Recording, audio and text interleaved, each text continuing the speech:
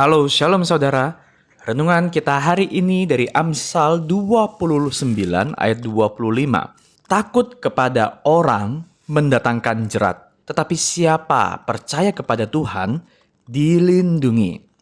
Saudara, Amsal menyebut bahwa kalau takut pada orang, ini dalam pengertian mencari pengakuan dan penerimaan orang tertentu, ya, itu takut. Amsal menyebutnya sebagai jerat atau jebakan. Maksudnya begini, jika kita selalu bergantung pada orang lain untuk menentukan nilai diri kita, maka kita tentu akan selalu khawatir pada apa pendapat dan kata orang. Lakukan ini, nanti orang bilang ngomong apa, lakukan itu, nanti orang berpikir apa.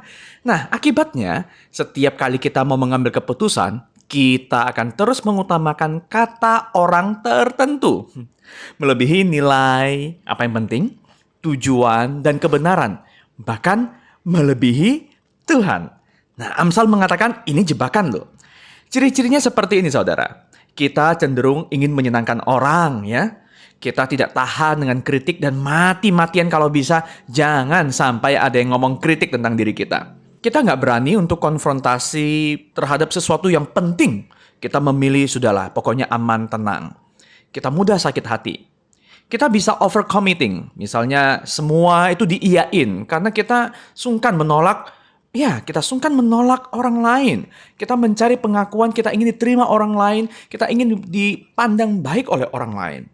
Maka yang paling ditakutkan oleh orang yang takut kepada orang lain adalah penolakan. Saudara pernah menemukan, misalnya kalau kita ya dimanapun konteksnya demi menyenangkan atasan, kita memilih untuk ya sudahlah berbibir manis saja ya, bermanis bibir, tidak berani menyatakan apa yang perlu diketahui oleh atasan kita, walau hal itu sebenarnya nyata, fakta, tapi itu tidak mengenakan. Maka kita memilih sudahlah ngomong yang manis-manis yang ingin didengar olehnya. Atau kalau kita bekerja, sebagai pekerja kita bahkan tidak berani menyinggung tentang praktek-praktek yang kita tahu secara moral itu salah. Kita tidak berani menyinggung kasus korupsi di tempat kerja misalnya. Saudara, ini adalah contoh keputusan yang diambil karena lebih takut pada orang. Saudara, bagaimana mengatasi hal ini? Ibrani 13 ayat 6 berkata bahwa satu-satunya hal yang dapat mengusir ketakutan pada manusia adalah hubungan yang dalam dengan Tuhan. Ya, ayat ini berkata, sebab itu dengan yakin kita dapat berkata, Tuhan adalah penolongku.